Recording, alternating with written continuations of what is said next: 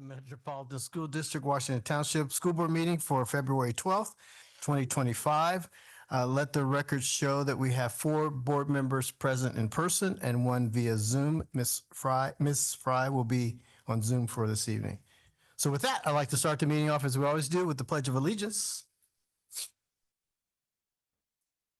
I pledge allegiance to the flag of the United States of America and to the republic for which it stands, one nation, under God, indivisible, with liberty and justice for all.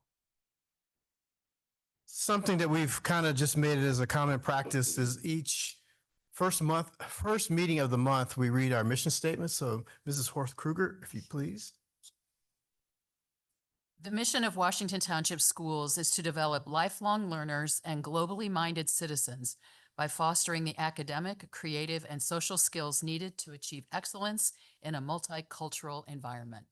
Thank you. First item on the agenda is February recognitions. Dr. Kaiser.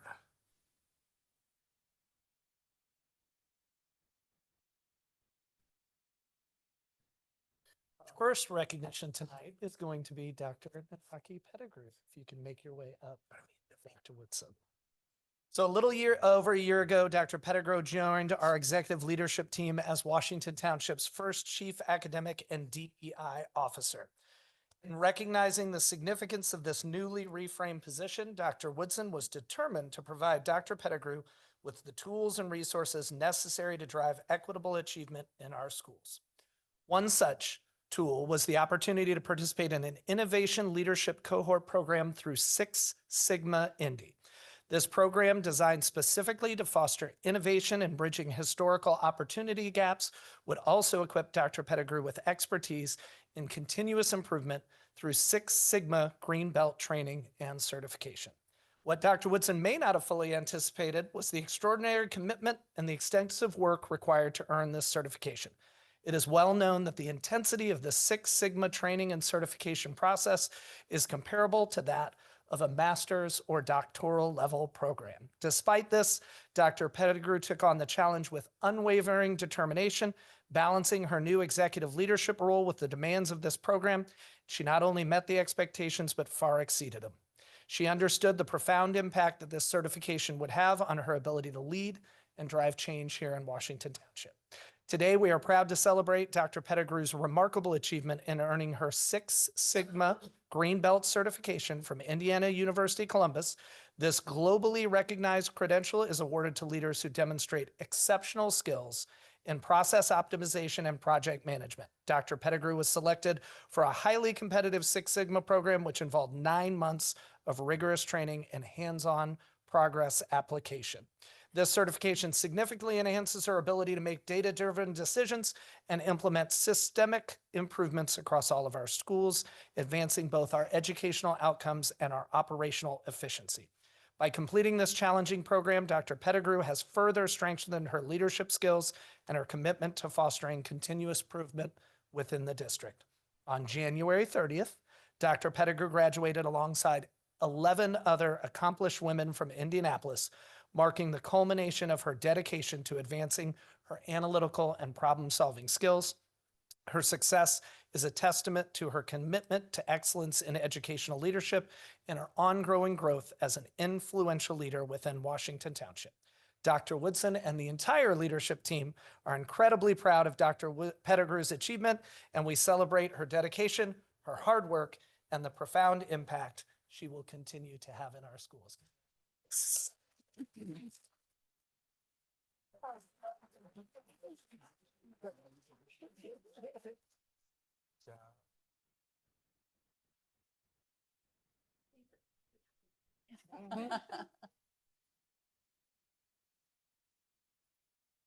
No.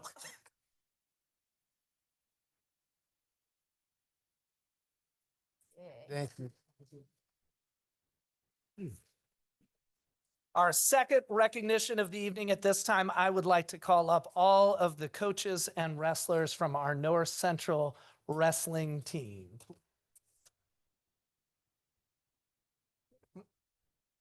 So this inaugural 24-25 IHSAA girls wrestling season, the North Central girls wrestling team has had an interesting and eventful year. The year started off like any other year, and after the first few weeks of the season, they hit their stride. They placed third as a team at the Marion County Tournament with 4 champions, and then the North Central Girls Wrestling team went on to win the MIC Conference Championship, giving them momentum going into the sectionals. There were 3 girls that qualified for the inaugural IHSAA Girls Wrestling Championships: Monica Alvarado, Jaleese Taylor, and Rachel Adolfi. I'm going to talk about each one of you now. So, Monica, will you step forward for me, please? Monica put together an impressive 25-4 season with only 2 of the losses during the season. Monica this season won the Marion County Tournament, the MIC Conference Tournament, was a sectional champion, and a regional champion. This propelled her for a great position at state, and she wrestled hard and placed 4th in the state competition. Great job.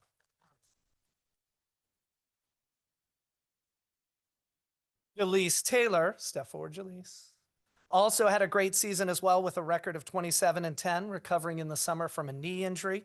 She battled through this injury through the season and put together a season to remember. She won the Marion County Tournament, was a MIC Conference champion, and a runner-up at sectionals. Jaleese then went on and wrestled her way to 8th place in state this year. Congratulations. Rachel Adolfi put together a championship caliber season going 38-1. She started the preseason by winning a national tournament, and during the season, she had only 1 loss all year. She won the Marion County Tournament, the MIC Conference Tournament, was a sectional champion, and a regional champion. When she wrestled at state, the match before the state championship final was against the only loss that she had had all year. She went out and pinned her in the first period. Rachel then went on to wrestle in the state finals. She was down with 10 seconds left before she secured a takedown for the win. She became North Central Girls' first ever state champion and first state champion North Central has had in the common era for the wrestling program. And she did all of this as a freshman.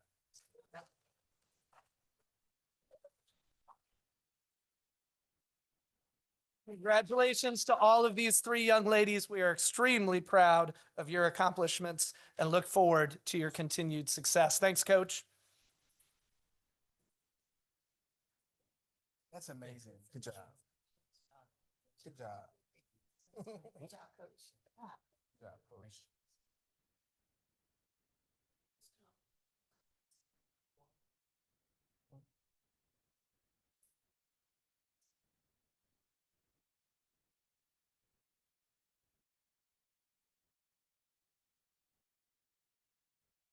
All right. Nice job. That's impressive.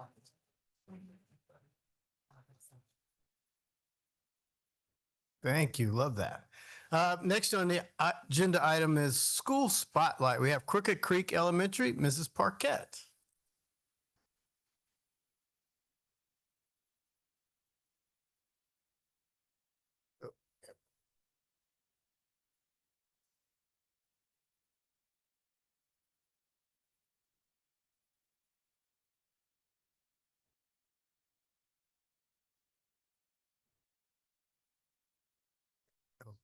Good evening, Dr. Woodson, President Turner, and the board. Thank you for inviting Crooked Creek for the spotlight tonight.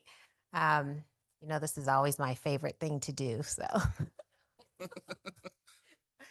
I'll get started. All right.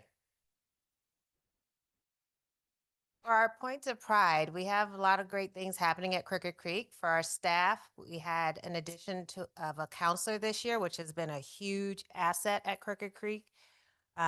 Brandon Newsom came from West Lane. He's our counselor, and he's been able to provide lots of tier 1 proactive measures in the classroom. He teaches lessons monthly, K-5, and pushes into each classroom to do that. And he's available to do some small groups with students and even some one-on-one with students. So he's been a great asset. And as an African-American male, it's been great to have him at our school. Something that Kelly Watara, my AP, and I, and 4 teachers went to Get Your Teach On conference this winter of January. And we were able to learn some new strategies that the teachers will be presenting to the staff at the end of this month. during our tier 1 time. And then we will be partnering with Greenbrier because they also attended, and Spring Mill, to leverage the high yield strategies that we learned. So we're excited about that collaboration. This year we started coach residencies, which was new for Crooked Creek. Coaches went into every single classroom. So the 2 reading coaches, math coach, ENL coach, they each supported teachers on a 3-week rotation, and either co-taught, modeled lessons, supported the teachers however they wanted with the goals that they wanted to achieve during the 3 weeks. And then we were able to have a lab classroom with a 3rd grade team that was very beneficial. The teachers that went in to observe their peer teaching lessons for foundations learned about pacing, rigor, and then were able to emulate that in their own classrooms. So that's been nice. We've also had the pleasure of Dr. Pettigrew coming and doing some professional development for our staff regarding cultural competency, and we hope to continue that partnership as well. Teachers have written Donors Choose grants and foundation grants to supplement their teaching in the classroom. For students, we have Math Bowl. Our first ever robotics club has started. Mr. Mills is our technology teacher, and he started a robotics club with 4th and 5th grade students. So that's been nice. I also started a principal advisory team this year. So I meet with selected students monthly and discuss different things that are happening at school. We just did a little survey last month, trying to gauge how they feel about school, their classroom, their teacher, any fun activities that teachers are doing that they would like to see more of, that type of thing. We also started working with the Peace Learning Center for our peer mediators, so that's been great. School community, we continue with our Latino literacy project. It's the 3rd year doing it with Maria Baldwin, and we've had repeated families come and join. And so it's been a great opportunity for our Hispanic families to come into the school, get some reading instruction, learning how to help their students with English. So it's been a really great experience for all of our staff members as well. Playworks is back this year. 2 teachers wrote a grant last year, continued it this year. So that's helping us at recess. Students are part of the junior coaches. They go out and help other grade levels with the recess games that they learn. So it's been nice to have that unity amongst grade levels. We've also started a food pantry with a social worker, so that's been nice. We've been able to support a lot of families who have had personal problems and weren't able to have the money for food, so that's been nice. And then Brooks Place has joined us first semester and this semester, supporting students with grief, with loss of a family member, so that's been nice.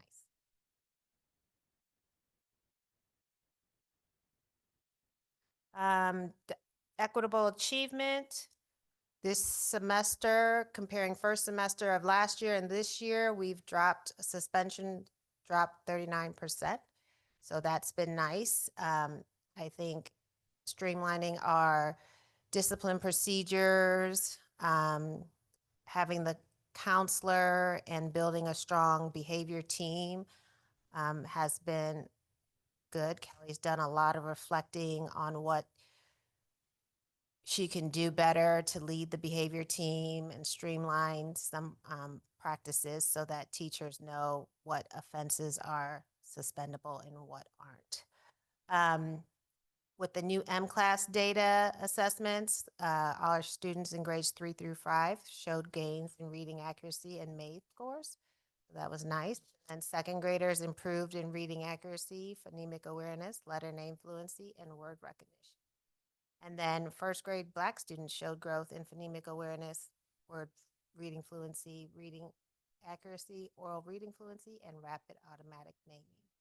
And then for the checkpoints that we've done, 3rd grade iLearn checkpoint math scores meeting or exceeding expectations increased by 18%, and 3rd grade iLearn checkpoints in reading scores meeting or exceeding expectations rose by 8%. Like I said earlier, all teachers participated in a coaching residency during the first semester. We'll continue with those residencies pretty soon. We took a pause because the coaches were helping the ENL teachers with WIDA testing. We've had ongoing meetings focused on developing proactive discipline strategies and proactively scheduling parent meetings to address attendance and behavior concerns. So that's been something we're proud of. We're getting families in earlier to meet and discuss our concerns, and parents have been receptive to that. I think our attendance rate, we're just a little bit below Clearwater, so we're trying to press our families to get our students at school. We started a new incentive for students. Classrooms or grade levels with the highest percentage got like a treat, so they had a popcorn party. 5th grade actually won this past month, so it was exciting. Collaborating with coaches to enhance classroom engagement and improve instruction has also been strong in an area of growth for us.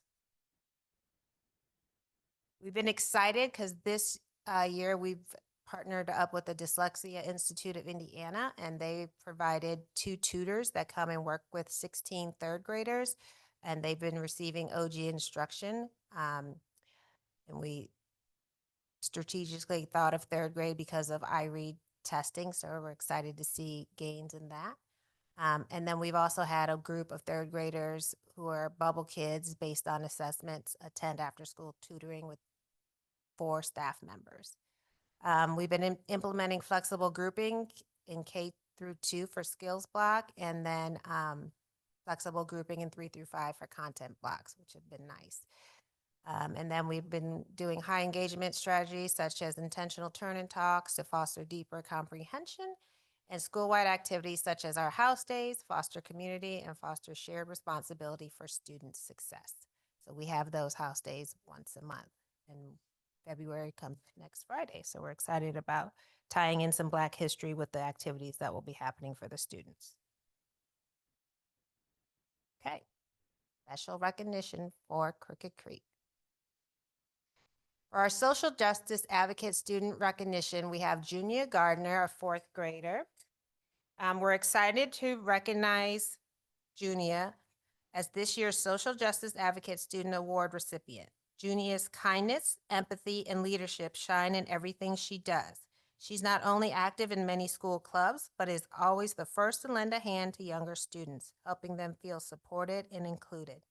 Junia truly believes in the power of her voice to make a difference and works hard to create a welcoming, fair environment for everyone around her. Her passion for making our school and community a better place is inspiring, and we're excited to celebrate all the ways she's making a positive impact.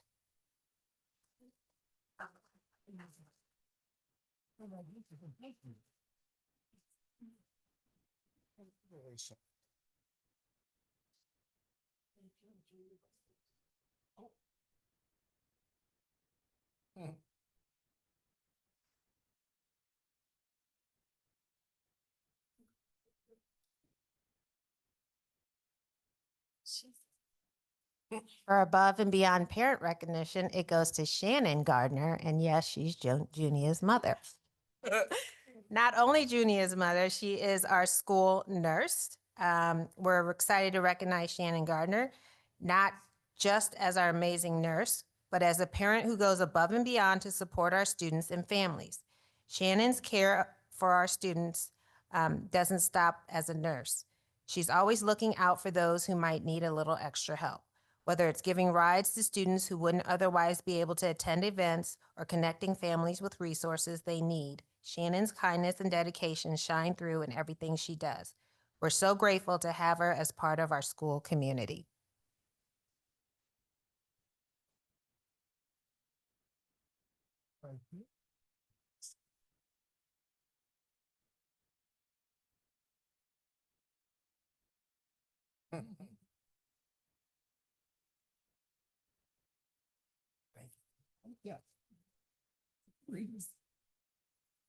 For our supportive partnership recognition, we'd like to recognize the Dyslexia Institute of Indiana.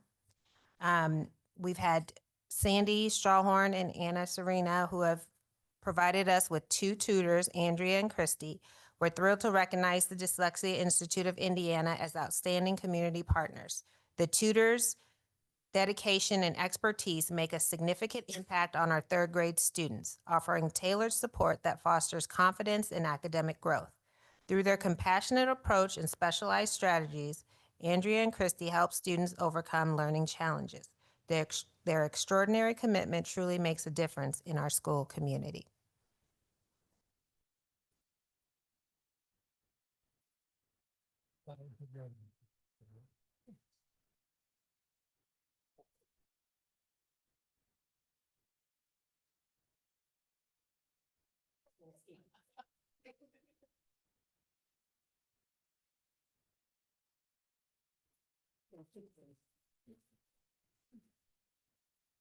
Thank you, and come visit us at Cricket Creek anytime.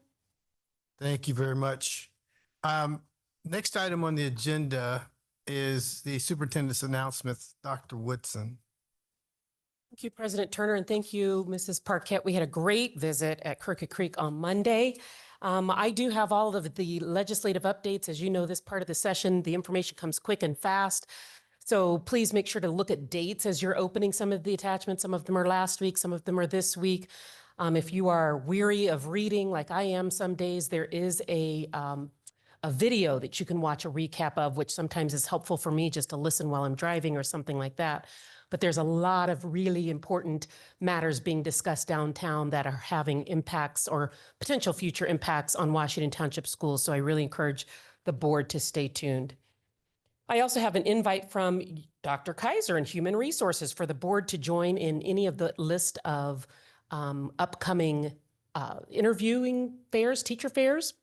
The list of dates, times, and locations are there. And if you are interested, just reach out to Dr. Kaiser individually to let him know which date and time you'd like to attend. And kudos that I have received that I always love sharing with the school board. First is regarding our ELC. You'll see an email I received from a parent regarding Mrs. Logan and Mrs. Parisi, the director, for just making her child feel special as their child transitioned to the Early Learning Center, and you'll see some detailed notes in there. So just wanted to give a shout out and kudos to the Early Learning Center. Also, bus driver Ms. Ross donated over 3,000 Dr. Seuss books that she became of access of and thought of Washington Township Schools to make this donation to. So I think it's super special how all of our staff members feel the importance and dedication to our students. And also kudos to Dr. Thorpe, who was just recently asked by the Association of Middle Level Education Board of Trustees to join their policy committee. This is a national organization and super excited to have her middle level expertise on this association. And the last email I just received right before coming down here tonight, these are the types of emails that recharge my batteries and I'm able to smile. This one actually made my heart smile. Chase is a student I have followed since 2nd grade here in Washington Township. He actually came before you as board recognition when he was in elementary school. I think it was 4th or 5th grade, because he published a book that was on Amazon. So now Chase is graduating North Central High School this year, and the mother reached out just with a little personal note about the touch points I've had with Chase throughout the years. And it's just amazing how these kids they just grow up without us giving permission to, but super heartwarming and one of the best parts of my job. That's all I have. Thank you, Dr. Woodson. I remember Chase and the day we recognized him, and so now I'm feeling a little bit older. Thank you very much. I appreciate that, Dr. Woodson. Next on the items on the agenda is comments from the public. Are there any members of the public that would like to speak? Seeing none. And before I move on to the consent agenda, if there are other, I know it looks like everybody left that was planning to leave because of in case the weather got a little bad. So now's the time. You're welcome to stay, but if you'd like to leave, you can leave as now as well. With that, I will turn it over for our approval of the consent agenda. Dr. Kaiser. Thank you. President, members of the school board, I recommend that you approve the consent agenda for this meeting. This consent agenda includes approval of the minutes of the January 22nd, 2025 board meeting and the memoranda of the January 22nd, 2025 2025 and January 29th, 2025 executive sessions.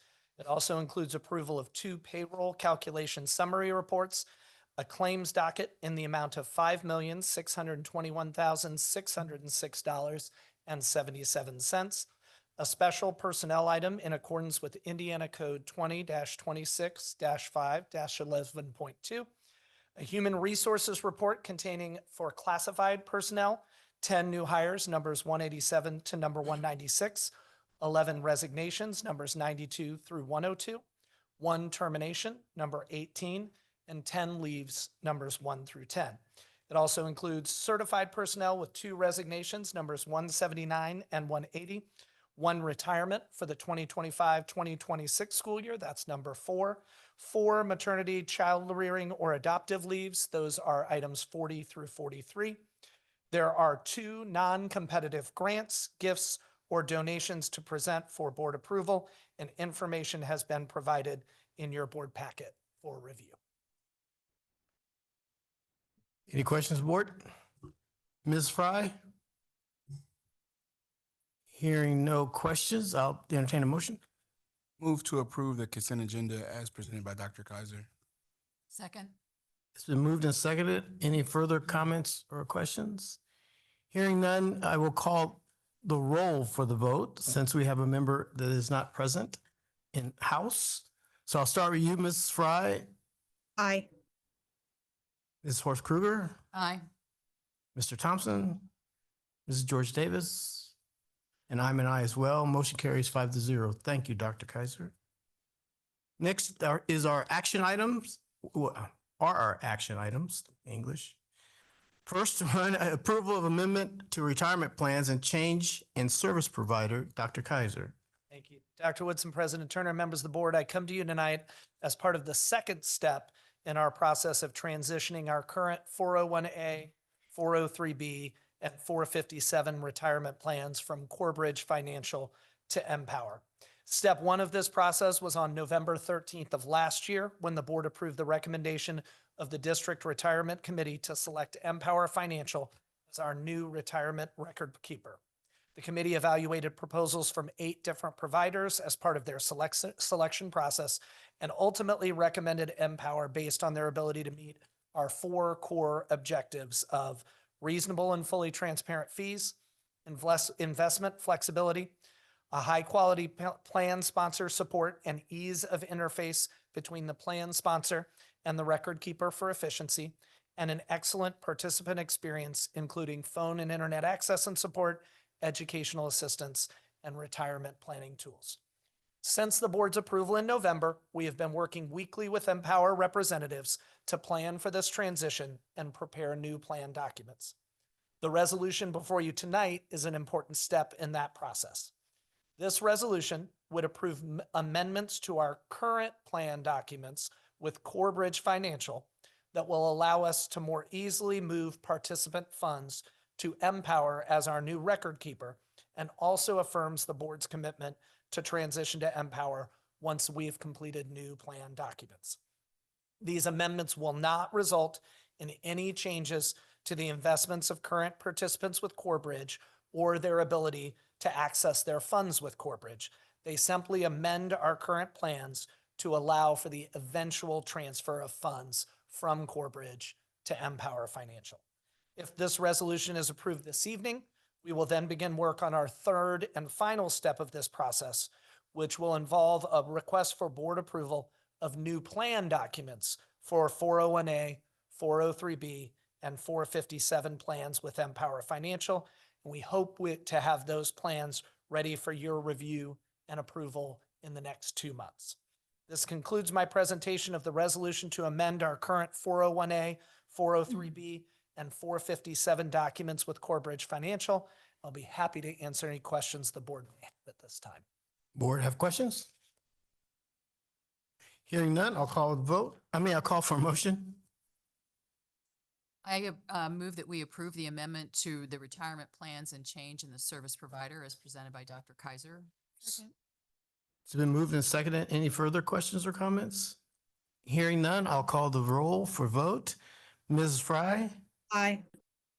Mrs. Horst Kruger, Aye. Mr. Thompson, Mrs. George Davis, and I'm an aye as well. Motion carries 5-0. Thank you, Mr. Kaiser.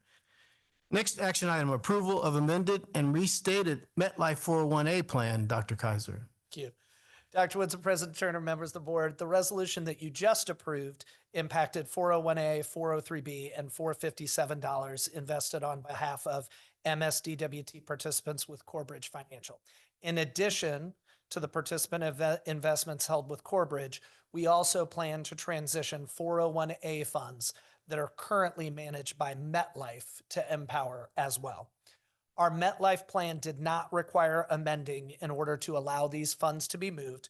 However, the last time the board reviewed and approved this plan was after some adjustments made in 2009.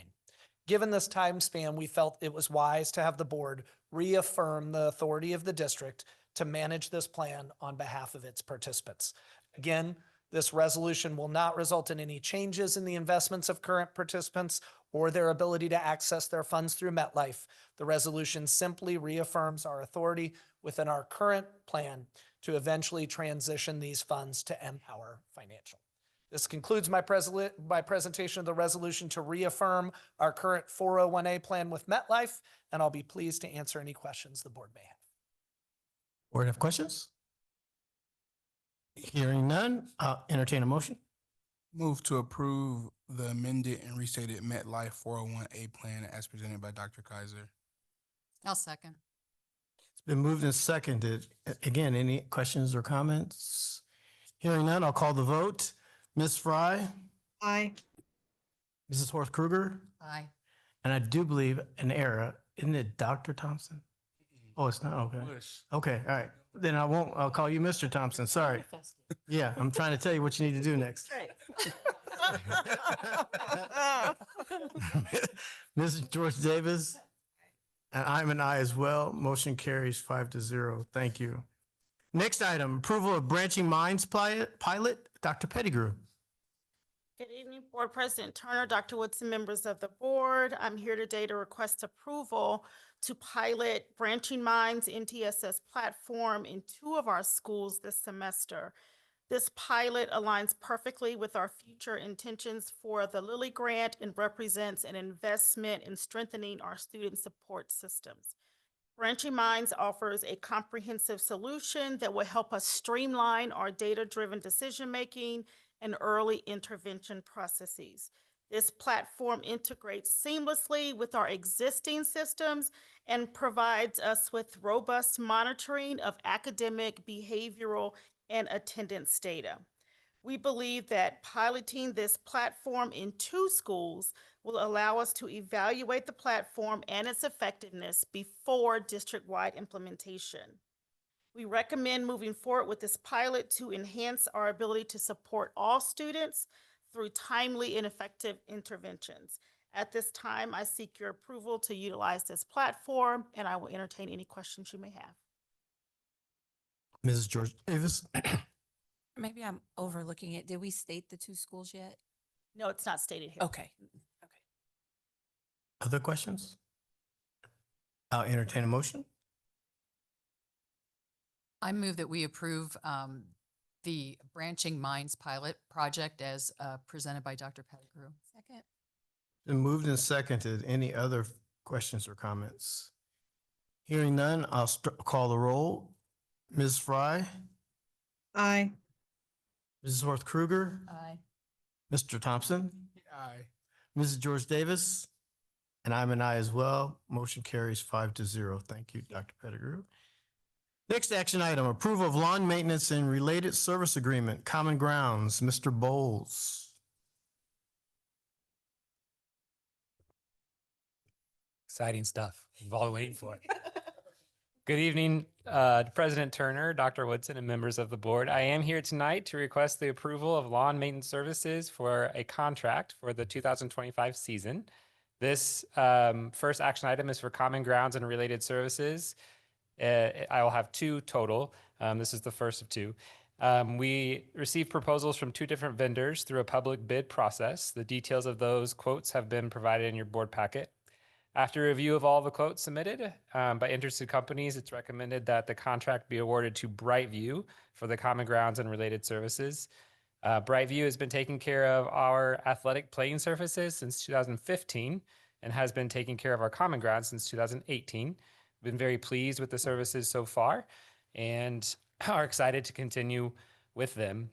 The common grounds contract will not only provide our mowing, but will also include our landscaping services, which include services at all of our properties 3 times a year, and include just cleaning out of weeding, beds, mulching, trimming, that sort of thing. And then some preliminary weed control as well. At this time, I'm recommending that the board approve and award the contract for 2025 mowing season to Brightview for lawn maintenance and related services for the district common grounds in the amount of $263,931. The contract contains a clause extending the contract for an additional 2 years with an increase not to exceed 3% of the annual cost. I'm happy to answer any questions. Or, yes, Ms. Horst Kruger? Just a quick question about the difference in the prices and the bids that came in for both of them. Spoiler alert for the next one, but they're pretty profound. What do you attribute that to? Brightview has been with us for a long time. So they We give us. have a very, as you are very well aware, our properties have changed a lot over the past couple of years. And I think that Brightview is just very keen and very aware of what our needs are. They're very aware of how much mulching is going to take, how much weeding is going to take. Since they've been doing it, I just think they have a better idea of what it would take. The other company that submitted bids, it was brand new to us. We had never worked with them before. So I think it's just maybe the history of and the knowledge and the background knowledge. Thank you. I do have a question for you, Mr. Bowles. So you mentioned a price of 200 and something, didn't you? Correct. So is this, oh, wait a minute, where'd that come from? $263,931. I'm sorry, I was on the wrong There's action 2 item. action Sorry. items. Okay, all right, never mind. That's next. I thought that was really a difference in. Yeah. So, all right, any other questions? I'll entertain a motion. Move that we approve the lawn maintenance and related services agreement for Common Grounds as presented by Mr. Second. It's been moved and seconded. Any further questions? Hearing none, I'll call the roll. Mrs. Fry, Aye. Mrs. Horst Kruger, Aye. Mr. Thompson, Mrs. George Davis. Ayes have, and I'm an aye as well. Ayes carry 5-0. Thank you. Next action item, approval of lawn maintenance and related services agreement, athletic playing surfaces. Mr. Bowles. Yes, the second action item tonight is for athletic playing surfaces. We received proposals from 2 vendors through the public bid process. Those details are included in your board packet. After review of the quotes, we recommend that the contract be awarded to Brightview for the athletic playing surfaces. Because Brightview has taken care of our athletic playing surfaces since 2015, they are very familiar with the scope and work, which is extremely important when it comes to providing proper care for the athletic playing surfaces. At this time, I am recommending that the board approve and award a contract for the 2025 mowing season to Brightview for lawn maintenance and related services for athletic playing surfaces in the amount of $84,078 with the mutually agreed upon renewal term for up to 2 years, not to exceed 3%. Happy to answer any questions. Board have questions? So just one. The 84,000, is that for 1 year or is that for like all? 1 year. Got it. Yep. Other questions? Yes, Ms. George Davis. I just want to make sure I understood it. The contract will just auto renew, or you have to bid this out again? We do not have to. Auto renew for It all- another 2 yes, years. as long as both parties are happy, yes. We'll Okay. I'll renew for 2 years and then I'll be back another And few then you'll years. So rebid it yeah. out. Okay. Exactly. Okay. Other questions? Hearing none, I entertain a motion. Move to approve the lawn maintenance and related services agreement, athletic playing surfaces as presented by Mr. Bowles. I'll second. It's been moved and seconded. Any other questions? Hearing none, I'll call the roll. Ms. Fry, Aye. Mrs. Horst Kruger, Aye. Mr. Thompson, Aye. Mrs. George Davis. I'm an I as well. Motion carries 5-0. Thank you, Mr. Bowles. Thank you. And thank you to Brightview for being here tonight with us. Thank you. Yeah, Thank you for really. your loyalty and your Really. wonderful bids. We're like- Thank you.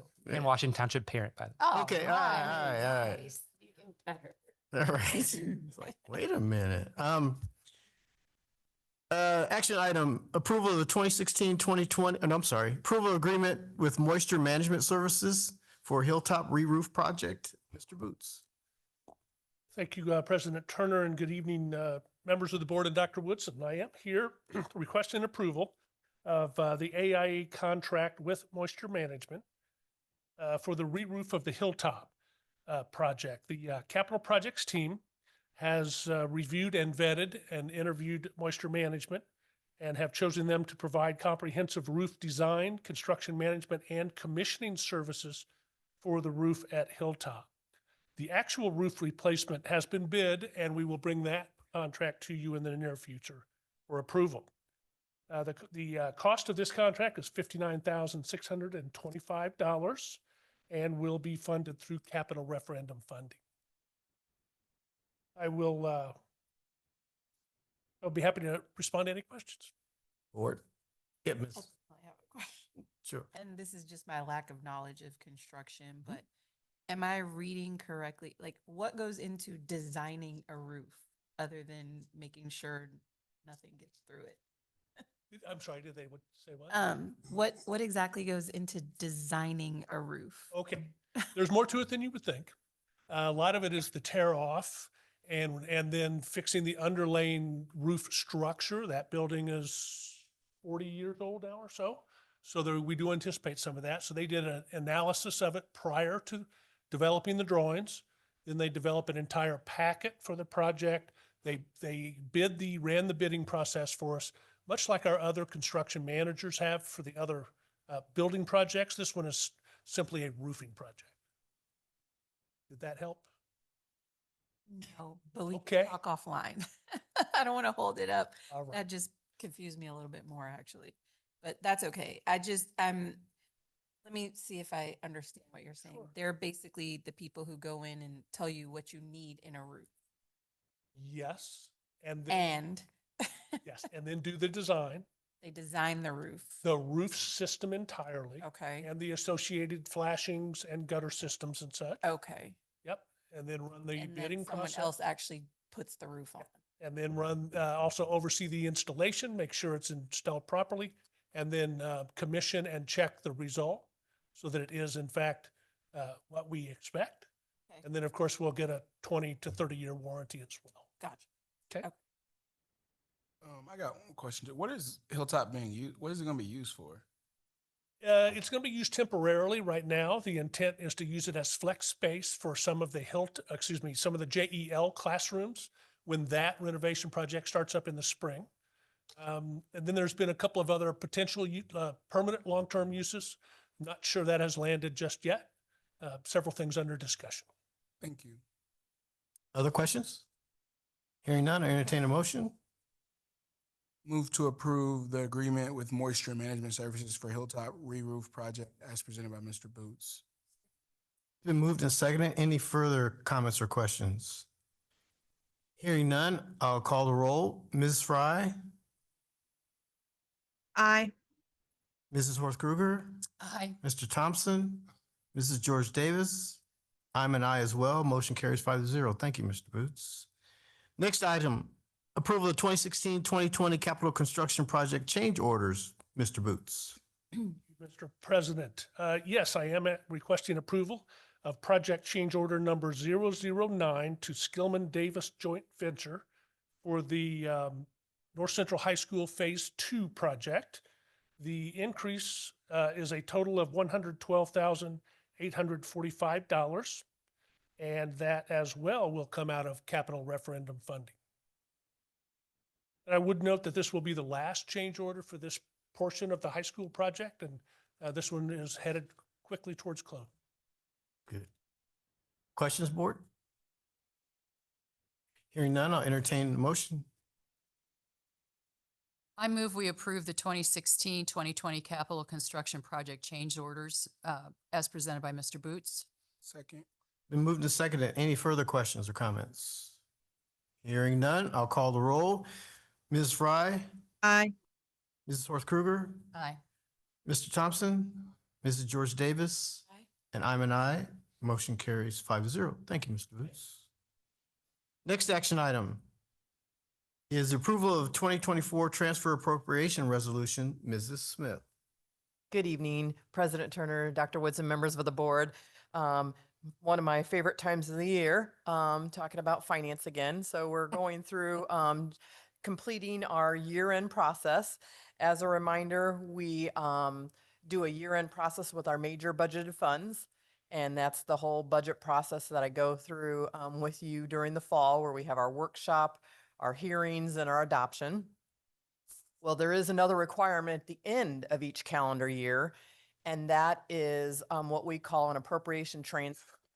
So when we are approving, or the board has approved the budget, and we submit that to the Department of Local Government Finance, in that process, it lists all of our appropriations that we anticipate to do that year by the major program account number.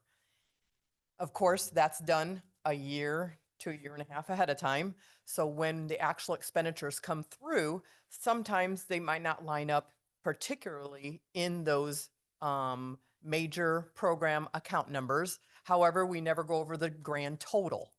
So what they have is a process that's called a shore up appropriation transfer. So at year end, our computer system does what's called a shore up. So if one ended up $10 negative, then it takes the $10 from a line item that was plus, and then creates this resolution that you see in your board docs, where you can see the appropriation, the original appropriation, where you see that under current.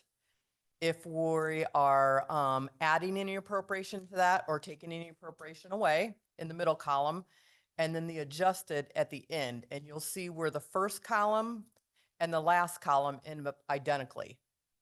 So this is just a requirement from the Department of Local Government Finance and also the State Board of Accounts that requires us to do this similar transfer of appropriations every year. So this is a customary resolution that I bring to the board for approval every year. And this year we have of course, our customary ones where we have education fund, operating referendum fund, and operations fund for your approval this evening. I'd be happy to answer any questions you may have. Board, have questions? Mrs. Horst Kruger. I'm just curious. So I do see there's some differentiation between the columns, the first and the third column, but the totals are the same. And so what happens if the totals aren't the same? That never happens. That never We're happens. required by law to make sure that they match that the they original appropriation that the board and the Department of Local Government Finance approves. So that would be something, if a district did not appropriate enough money, then in the fall, you would see districts coming back to the board doing a process which is called additional appropriation. So at year end, it must match according to the Indiana code. Thank you. Good question. Other questions, board? Hearing none, I'll entertain a motion. Move to approve the 2024 transfer appropriation resolution as presented by Mr. Smith. Been moved and seconded. Any other comments or questions? Hearing none, I'll call the roll. Ms. Fry, Aye. Mrs. Horst Kruger, Aye. Mr. Thompson. Now I changed it to Mrs. I'm gonna get it right. I'm gonna get it right. Mr. Thompson. Aye. Aye. Mrs. George Davis. Aye. And I'm an aye as well. Motion carries 5-0. Next action item, approval of the fourth quarter 2024 financial reports for October, November, and December. Mrs. Smith. Thank you, President Turner, Dr. Woods, and members of the board. This evening, I bring our financial statements for you. That you'll see those individual months in your board packet. And then on your screen currently is a quarterly summary that we do for our three major funds, our education fund, our operating referendum fund, and our operations fund, to show that current quarter, which you see in the budget quarter actuals in that yellow column, the first yellow column, and then the grand totals that you see for the year-to-date column for those three together. So this you'll see where our anticipated revenue, according to our budget order, which is always an estimate at that point in time. Like I said, the budget is done so far ahead of time. So you'll see there that we were able to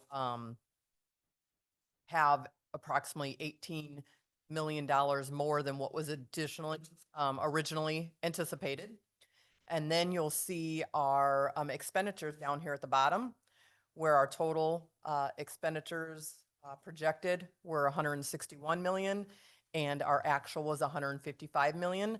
And remember, that is by design. That is very, very common. When we do the budget process, we advertise high in case the board would come back later and want us to do a special program that year or anything extra that the board may have us do.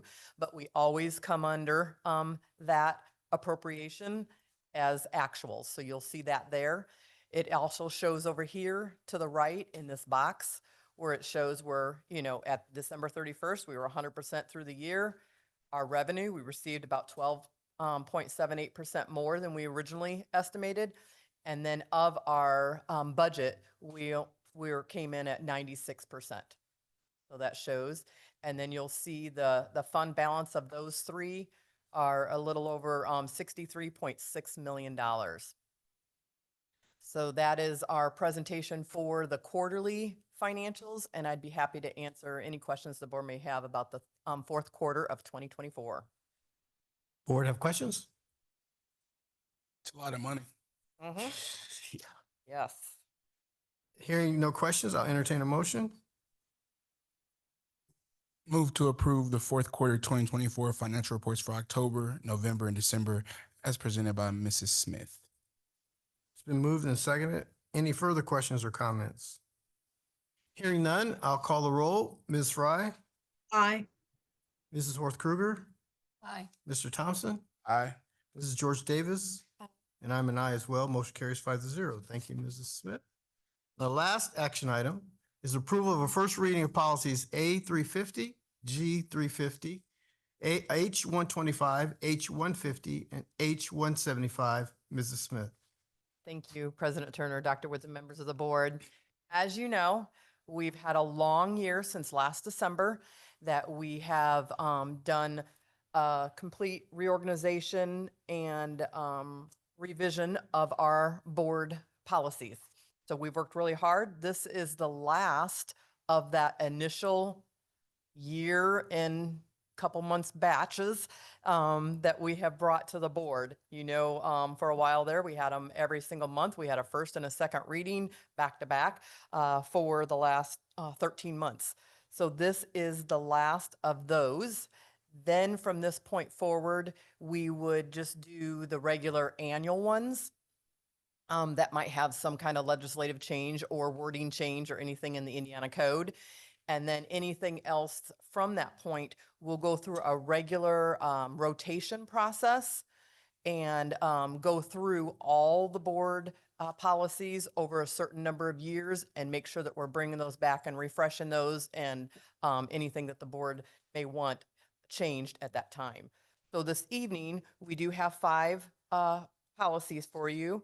Policy A350, civility and decorum. This is one of those that you've heard several times that it's not required, but it's helpful to have, and we've had this previously to this extent under the board information. The next one, we have policy G350, audio, video, and digital recording at meetings. This does replace our old policy 2410, 2461, and 7440.01.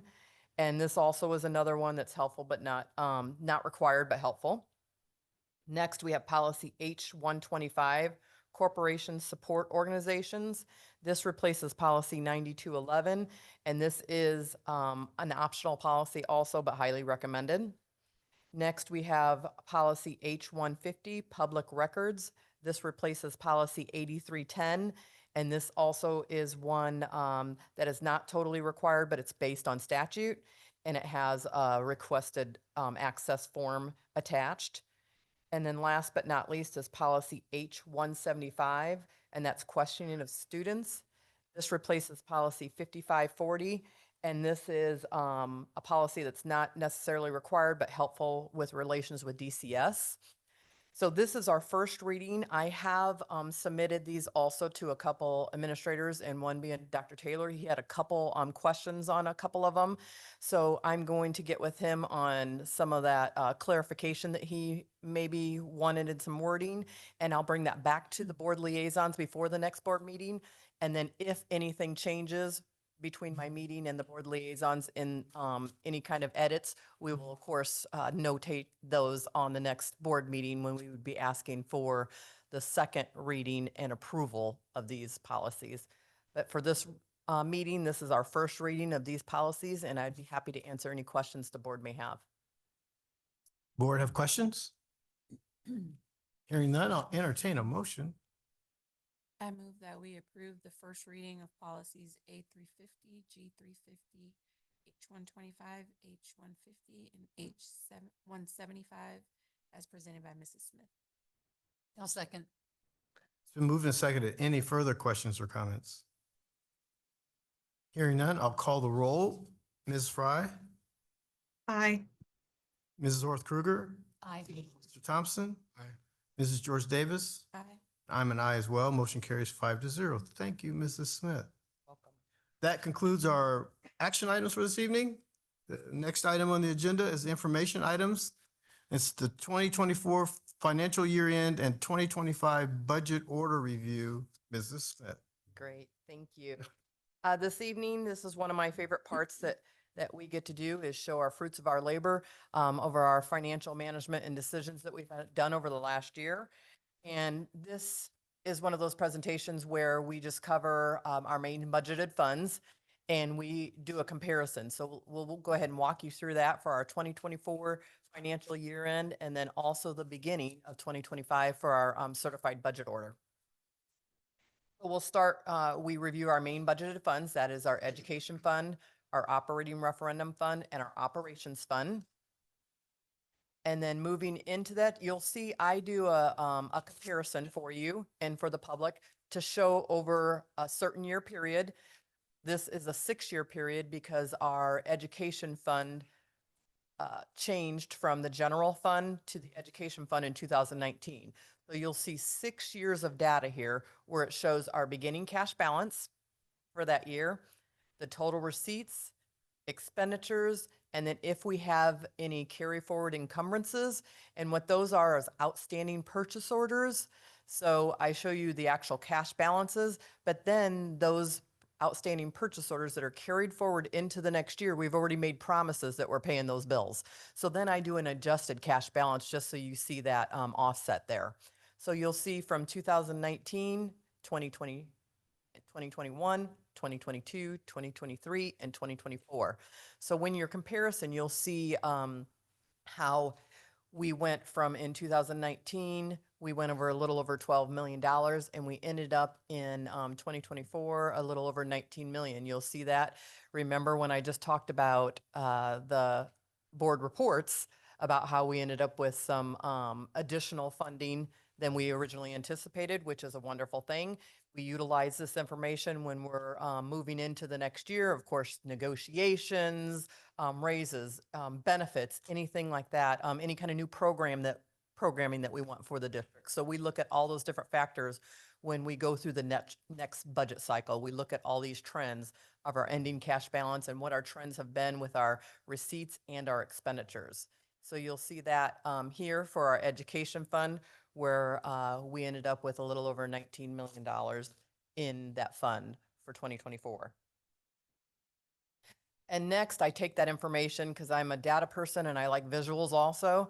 So I do both. So I show a chart here where you can see our trends of our cash balance and then also the trends for our receipts and expenditures over the last 6 years. Next, we'll cover our operating referendum fund. And remember, this is our extra tax that was voted by our wonderful community. And we employ a lot of employees, over 300 and some employees with this this fund. So the majority of this is personnel, and then we have some other ancillary items that we take out of this fund. So just talking about that history, you'll see the history of this that has gone back. The last one that we had passed in June of 2020, right during COVID. If you remember, that was extended from May to, I think it was June 3rd, actually, when that was voted and passed upon.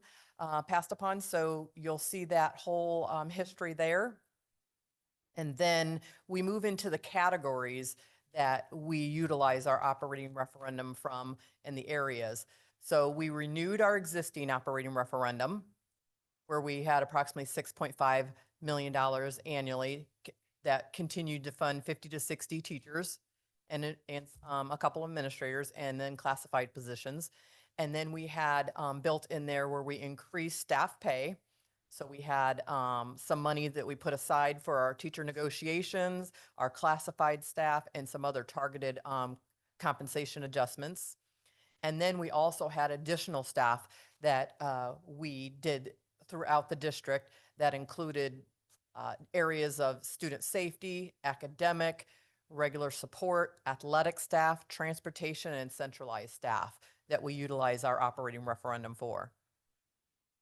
And then here we have again our 6-year comparison of our beginning cash balances in our operating referendum fund, our receipts, our expenditures, our ending cash balance, if we had any carry forward encumbrances, outstanding purchase orders, and our adjusted cash balance there. So you'll see we remain pretty stable, except just a slight increase with that. And then we look at that also each year to see what that means for the next year. The reason why we have increased revenue in this fund is because this is a tax rate fund. So this is a 25-cent tax. So as community members and patrons, their assessed valuations, as it increases, times that tax brings in more revenue. So that's how that revenue works, since that's a flat tax fund.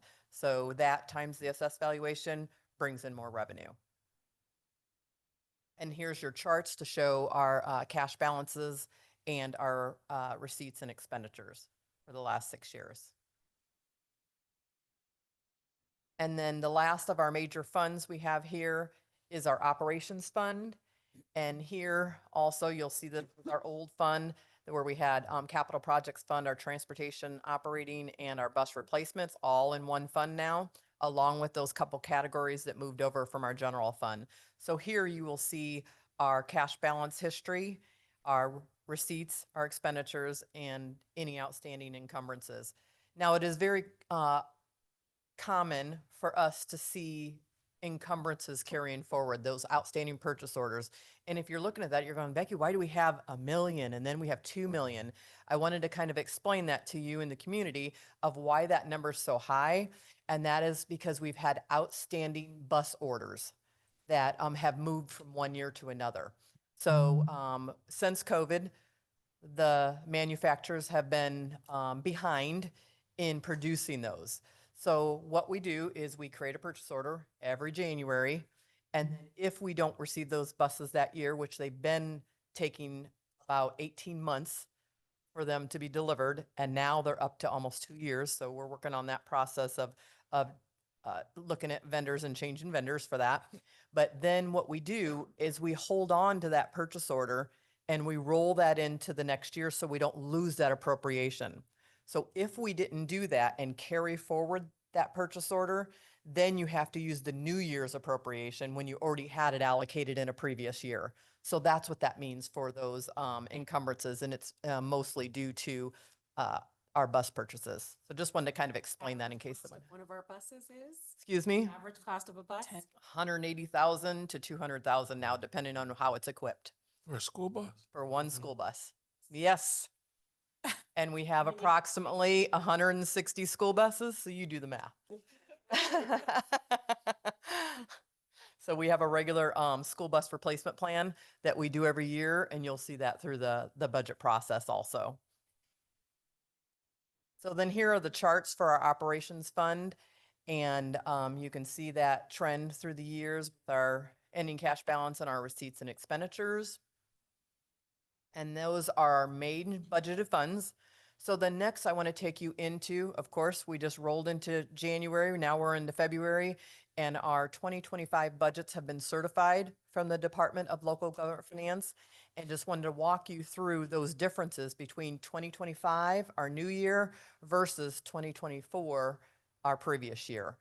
So up on your screen here, you'll see how they put our budget order together. They certified the appropriations, that's what's called a certified budget. And then they certify our assessed valuation. And if you notice in that column, there's two different sets of numbers. There's a set of numbers that are for our regular funds, and then there's a set of numbers for our referendum funds that are higher because they are not, they do not contribute to any kind of property tax cap. So there's no decrease in those assessed valuations. So that's why you'll see the two referendum funds at a higher certified assessed valuation, and then the others are a lower amount. And then it also shows our certified levy. That is our anticipated property taxes that we are due to receive. And then our certified tax rates, you'll see that. And then our beginning cash balance for 2025. So looking across at the 2025 totals versus our 2024, you'll see that there, where our budget, we went up $10 million. Our assessed valuation, you'll see that difference there between the two different types of certified assessed valuations. Our certified levy, our property taxes, another $3 million that we are due to receive in our property taxes. And then our rate. And you'll see how here at Washington Township, we try to make sure that our rate remains stable. And you'll see that here where we were at 1.1617. And then last year was 1.1605. So that calculation after the budget, and it goes to the Department of Local Finance, our goal is to try to keep that tax rate stable, and within 0.0012, I think we did a good job at keeping our rate stable. And then you'll also see our cash balances that we ended with in 2024 that we started with in 2024 versus where we started in 2025.